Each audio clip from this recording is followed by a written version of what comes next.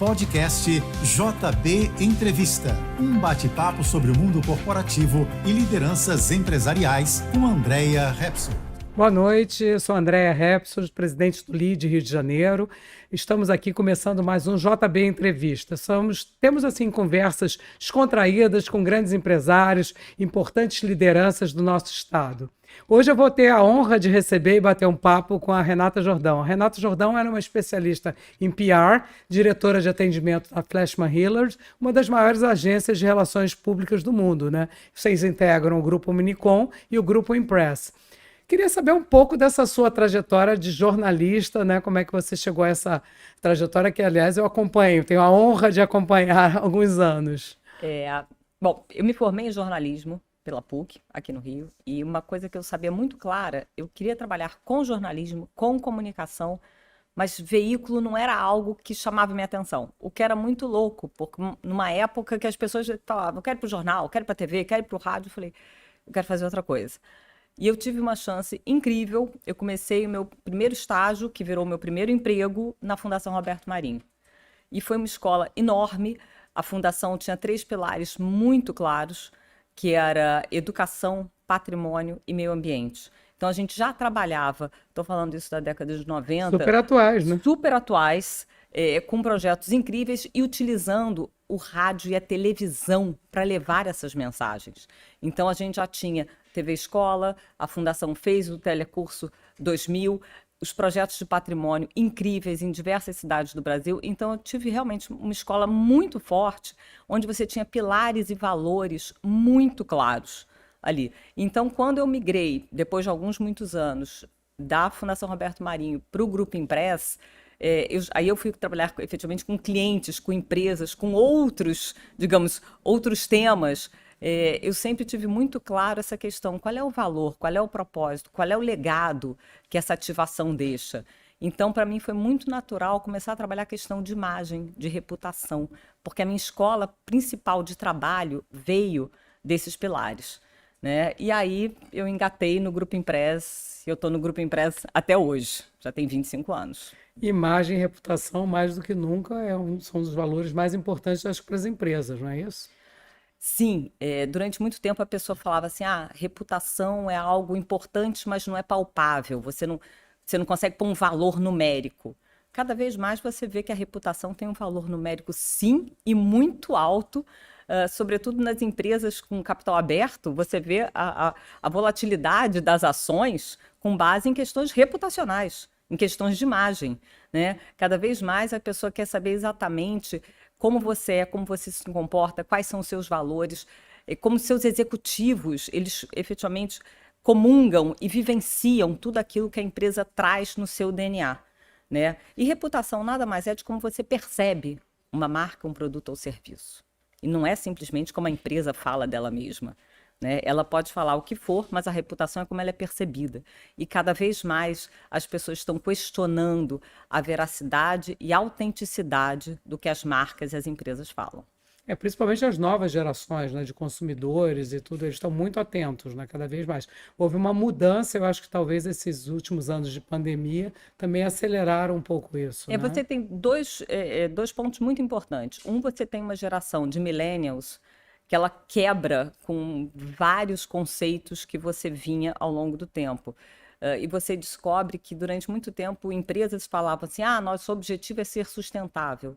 Não, seu objetivo não pode ser sustentável. O seu ponto zero tem que ser sustentável. Se você não começar sustentável, o seu negócio não vai para frente. Você não tem que ter como objetivo a diversidade. Você tem que entender que a diversidade faz parte do mundo. Então, vários pontos que as pessoas colocavam como objetivos a serem conquistados, na verdade, é o ponto de partida de todo mundo hoje. Você não aceita mais empresas, serviços, marcas, produtos que não tragam isso de verdade dentro do seu dia a dia.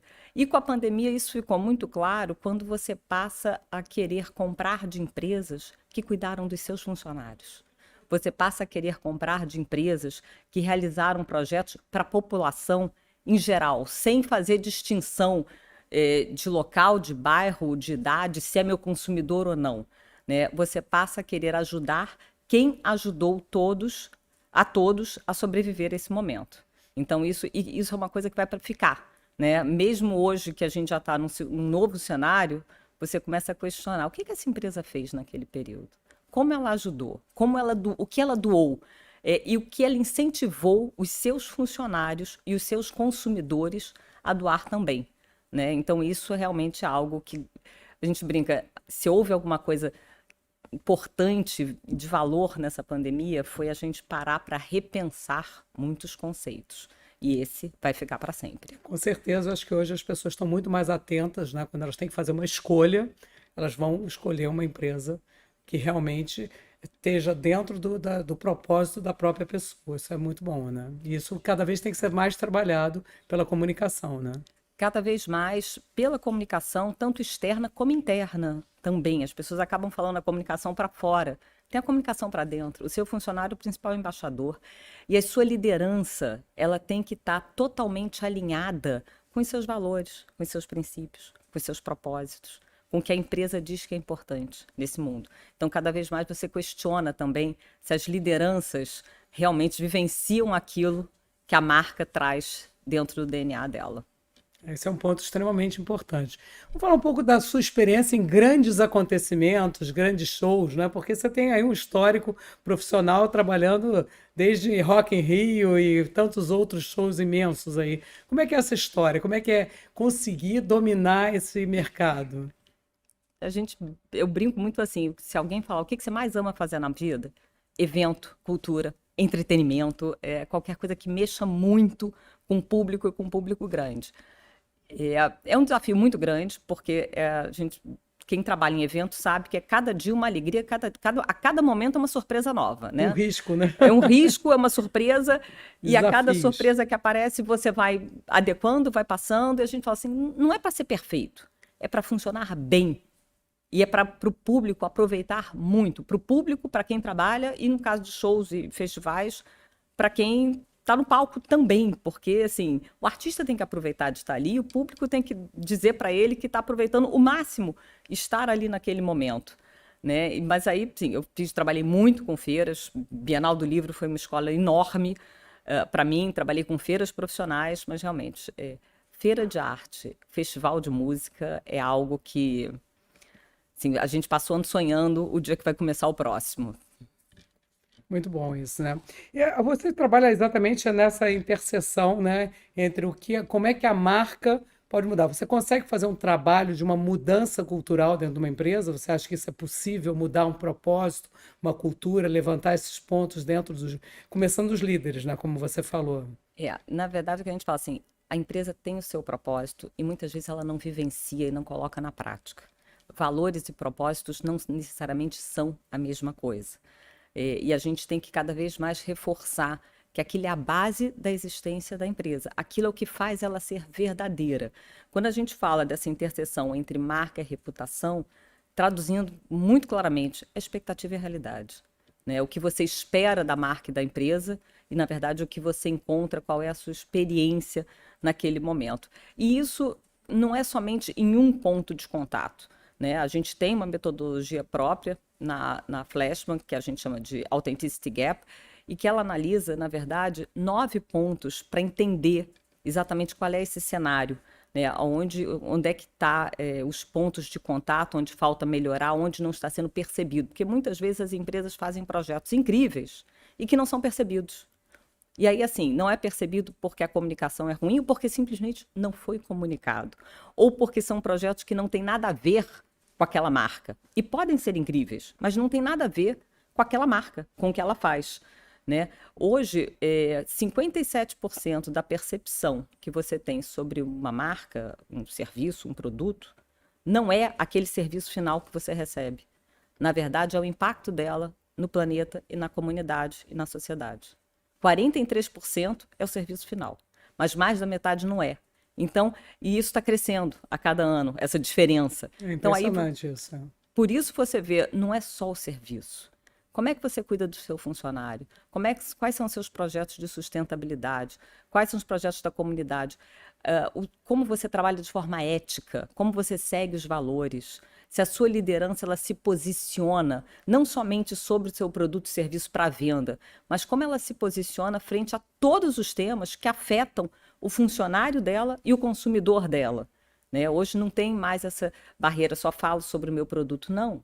Eu vou falar sobre tudo que afeta o meu consumidor e que também afeta o meu funcionário, né, diretamente. Então, cada vez mais você demanda isso, você questiona isso, né? E uma coisa que a gente fala muito, antigamente você perguntava, qual é o propósito da empresa, quais são os projetos que ela realiza? Não, eu quero saber assim, qual é o impacto que ela causa? Eu já estou além do projeto, né? Assim, me diz qual é o impacto que você quer atingir ou que você atinge. Então me explica agora como você faz isso. Muito bom, né? Eu acho que esse é um ponto que todas as empresas precisam levar em consideração. E é possível uma empresa implantar isso, mudar uma cultura? Você acredita que é possível mudar uma cultura de uma empresa muito tradicional? Você já tem boas experiências com isso? As empresas tradicionais têm seus valores e têm seus propósitos, até porque estão dentro da história dela. Muitas vezes o que falta é você colocar para fora e você identificar ações que evidenciem isso. Né? A gente até fala assim, não é preciso ser uma empresa nova, empresas tradicionais sempre tiveram isso, não, só que não era muito evidenciado e não necessariamente como era selecionado, como era apresentado, ou qual departamento cuidava dessa área. Né? Hoje, uma empresa que não tenha isso desenvolvido, ou então que não pense na sociedade como um todo, a barreira para o crescimento dela é muito grande. Né? E a gente fala, os millennials, daqui a menos de 10 anos, 75% da principal mão de obra e do principal consumidor, né, que é a sociedade ativa, será de millennials. Então, essa geração vai cada vez mais indicar o que espera das empresas, né? E então, as empresas precisam se preparar desde já, né? É uma geração que não espera que você tire cano dos plásticos, por exemplo. Isso é obrigação sua. Você não precisa me contar isso como fiz algo legal. Não, isso é obrigação. Eu já sei que você não deve fazer isso. É bem diferente. E como é que é hoje a diversidade, né, nas suas equipes? Isso é fácil? Não é fácil? É um desafio? Porque hoje trabalhar com diversidade é você ter pessoas de diferentes culturas, de diferentes tipos, né? E que você respeitar as culturas. Você acha isso fácil incorporar ao teu time? Não é uma questão de desafio. Eu entendo isso que efetivamente é um desejo de todas as empresas e das equipes hoje. Mas é preciso uma mudança em vários pontos culturais das empresas. Entre elas, a forma de recrutar. A gente acaba procurando nos mesmos locais, nos mesmos espaços, nas mesmas indicações, sempre. E hoje você tem que ver não só onde essa pessoa se formou, qual o mestrado dela, mas quais são as capacidades, as habilidades que ela tem para a implementação. Às vezes você tem pessoas com qualidades incríveis, com potencial enorme, porém que não teve uma chance econômica de fazer um excelente curso de inglês ou de estudar fora, porém a habilidade dela é incrível. Então, o que a gente fala, diversidade, inclusão, igualdade, ok. Mas a gente tem que pensar na equidade, que são as condições justas. Muito bom ponto. Cada vez mais você tem que pensar na equidade, você tem que dar as condições justas para todos. E não necessariamente as condições devem ser iguais para todos. Hoje, cada vez mais, a gente busca pessoas com potenciais. E essa diversidade de pensamento, de histórico, de cultura, é extremamente enriquecedor para o debate. E quando você tem um debate, você tem frutos bons. E não apenas concordâncias.